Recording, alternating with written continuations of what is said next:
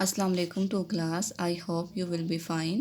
چلیں آج ہم نیو چیپٹر سٹارٹ کرتے ہیں، کھانے پینے اور بات چیت کے آداب۔ چلیں ریڈنگ سٹارٹ کرتے ہیں۔ سب سے پہلے نبی کریم صلی اللہ علیہ وآلہ وسلم نے ہمیں کامیاب زندگی بسر کرنے کے لیے اچھی باتیں بتائی ہیں۔ اچھی باتیں بتائی ہیں، ان اچھی باتوں کو آداب کہتے ہیں۔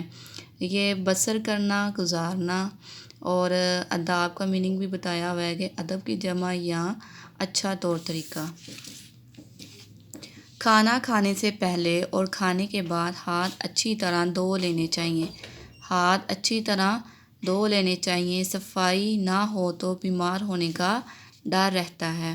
کھانا کھانے یا کوئی کام شروع کرنے سے پہلے اللہ تعالیٰ کا نام لینا چاہیے، یعنی بسم اللہ الرحمن الرحیم پڑھنا چاہیے۔